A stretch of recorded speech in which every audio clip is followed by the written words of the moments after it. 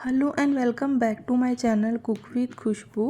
तो फ्रेंड्स, आज मैं लाई हूँ आपके लिए मीठी मठरी की रेसिपी, जो कि बनाने में बहुत ही आसान है। तो जैसे कि दीपावली आने वाली है और ऐसे में हम मार्केट से बहुत सारी मीठी मठरी और शक्करपारी जो हैं वो ख़रीदते हैं, लेकिन घर में हम बहुत ही कम रेट में बहुत सारी मठरियों को बना सकते हैं, और वो भी बहुत ही शुद्ध तरीके से।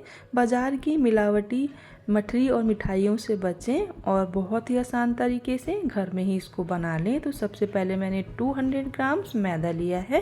साथ में ही इसमें हम डाल देंगे 2 चम्मच के करीब वाइट वाले तिल, और साथ में ही हम डालेंगे इसमें घी। तो घी से ही मोयन दें, आप चाहें तो ऑयल डाल सकते हैं, मैं दोनों का ही यूज़ कर रही हूँ। तो घी जो है थोड़ा सा ज़रूर डालें, उससे जो है हमारी जो मठरी है वो बहुत ही खस्ता बनती है, बहुत ही क्रिस्पी बनती है। तो इस तरह से सबको हम मिक्स करेंगे। मोयन देने में बिल्कुल भी कंजूसी ना करें, जिससे कि मठरी हमारी बहुत ही टेस्टी बने। इस तरह से आप देख रहे होंगे कि बहुत बढ़िया सी ये मोयन आ गया है, और मैं हाथों में आपको लेके दिखाती हूँ। इस तरह से मुट्ठी बन रही है, तो ये बहुत अच्छा साइन होता है कि हमारा जो मैदा है वो खस्ता हो गया है। अब थोड़ा थोड़ा पानी डालकर हम इसका सख्त सा डो लगा लेंगे।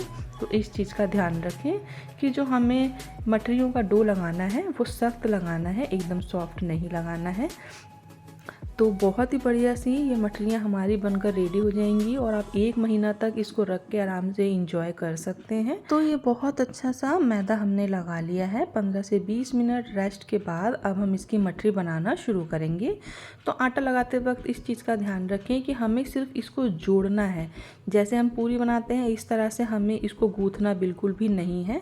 अनइक्वल सी शेप आपने देखी होगी मठरियों की रहती है, तो इसीलिए आटे को हमें सिर्फ क्या करना होता है कि जोड़ना होता है, इकट्ठा करना है बस। अब छोटी छोटी सी मैंने लोई ले ली है, और इस तरह से हम इसको रोलिंग पिन से बेलेंगे। तो आप देख रहे होंगे मठरियों की शेप हमारी अनइक्वल है, इसी तरह से हमें इसको बनाना होता है। बहुत पतली पतली सी ही हमें इसको बनाना है, और साथ में हमें इसको ये फोक ले लिया है मैंने, इससे हमें इसको प्रिक करना है। तो उससे क्या होगा कि ऑयल में जब हम इसको डालेंगे तो पूरियों की तरह ये फूलेगी नहीं, बल्कि मठरी है तो वो मठरी ही बनेगी। तो इस तरह से आपने देखा होगा कितने आसान तरीके से हमने इसको बना लिया है, और बनाने में ये बहुत ही आसान होती है, बिल्कुल भी कोई दिक्कत आपको आने वाली नहीं है।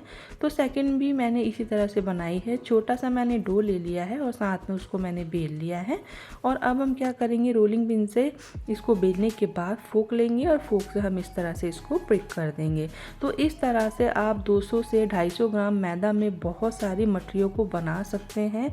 तो जैसे कि दीपावली पे बहुत सारे गेस्ट आ जाते हैं, तो इस तरह से आप मठरियों को बनाकर रखें और उनको भी आप सर्व कर सकते हैं। तो ये 2 प्लेट मैंने बनाकर तैयार कर ली थी। अब मैंने कढ़ाई में रख दिया था ऑयल, और मीडियम टू लो फ्लेम पर ही सारी मठरियों को मैं धीरे धीरे से डाल रही हूँ। और अभी हमें मठरियों को बिल्कुल भी जो है चलाना नहीं है, जब तक कि ये एक साइड से हल्की सी सिक ना जाए। तो धीरे धीरे करके एक बार में कम से कम 10 से 12 मठरियों को हम डाल लेंगे। मठरी का साइज़ आप अपनी पसंद के अकॉर्डिंग छोटा बड़ा कर सकते हैं। आप जो मठरी मैंने बनाई है इससे थोड़ी छोटे साइज़ में जो है बना सकते हैं। तो ये देखिए, कम से कम मठरियों को हमें सेकने में 10 से 12 मिनट आराम से लग जाते हैं। तो जब आप देखें कि मठरियाँ एक साइड से सिक गई हैं, तब आप फ्लेम को जो है हाई कर लें, क्योंकि मैदे की जो मठरियाँ होती हैं उनको सिकने में थोड़ा सा समय लगता है।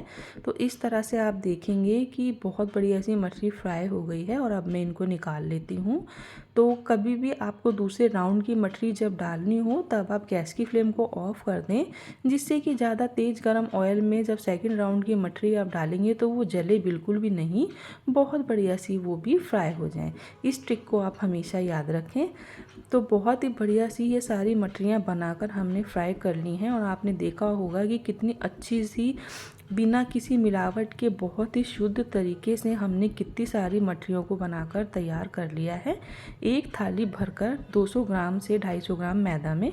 अब चलिए मीठी मठरी है इसकी चाशनी बना लेते हैं। एक बोल में मैंने ले ली है चीनी और कढ़ाई में मैं सबसे पहले चीनी को डाल दूंगी और जितनी हमने चीनी ली है उसका आधा हमें पानी लेना है। इस ट्रिक को आप ध्यान रखें। जब हम चाशनी इस तरह से बनाते हैं या मठरियों को शक्कर पारों को हम कोट करते हैं तो चाशनी हमें ज़्यादा नहीं चाहिए होती, क्योंकि हमें जो चाशनी होती है मठरी और शक्कर पारों के साथ उसको हमें सुखाना होता है, ड्राई करना होता है। तो पानी बिल्कुल भी ज़्यादा ना डालें। कम से कम 10 से 12 मिनट मुझे चाशनी को कुक करने में लगे हैं और अभी मैं आपको दिखाती हूँ कि ये कितनी कम चाशनी रह गई है। अब हम इसमें धीरे धीरे करके सारी मठरियों को डालेंगे। फ्लेम जो है मैंने बिल्कुल लो कर दी है एकदम, और सारी मठरियों को डालते रहेंगे और चाशनी को हम मठरी के ऊपर करते रहेंगे और अलट पलट कर सारी ही मठरियों को हम चाशनी में डिप कर लेंगे। तो पहले मैं थोड़ी ही मठरियों को इस तरह से डिप कर रही हूँ। आप देख रहे होंगे कि मैं स्पैचुला से किस तरह से इस पे मैं चाशनी को डाल रही हूँ। अब मैं इसको थोड़ा साइड कर लूँगी और उसके बाद क्या करेंगे कि जो और मठरी हैं हमारी उनको भी साइडों से हम डालते रहेंगे, जिससे कि वो भी चाशनी में कोट होती रहे। गैस की फ्लेम को मैंने ऑफ नहीं करा है, बिल्कुल मैंने लो पे कर रखा है। अब मैं थोड़ी तेज कर दूंगी और उसके बाद जितनी भी हमारी मठरी है अलट पलट कर इसमें हम कोट करेंगे और उसके बाद जितनी भी चाशनी है सबको हमें ड्राई करना है। तो ये धीरे धीरे करके मैंने सारी मठरियों को डाल दिया था। गैस की फ्लेम को ऑफ कर दिया है। सारी ही चाशनी हमारी जो थी सूख चुकी थी। तो सारी ही जो हमारी शक्कर है वो सारी हमारी मठरियों पे अच्छे से ऑब्जर्व हो गई है और मैं इसको ट्रे में लगा रही हूँ। तो आप देख रहे होंगे कि कितनी बढ़िया सी लग रही है ना, बिल्कुल हलवाई स्टाइल। तो इस तरह से आप भी ईज़िली इसको घर में बना सकते हैं। तो इस त्यौहार आप इसे कब बना रहे हो मुझे कमेंट करना बिल्कुल ना भूलें। तो अगर आपको मेरी वीडियो पसंद आई हो तो आप मेरी वीडियो को लाइक करें और अगर आप मेरे चैनल पे नए हैं तो प्लीज़ मेरे चैनल को सब्सक्राइब कर दें और पास लगे बेल आइकन को प्रेस करना बिल्कुल ना भूलें, जिससे आने वाली वीडियो की नोटिफिकेशंस आपको मिलती रहे।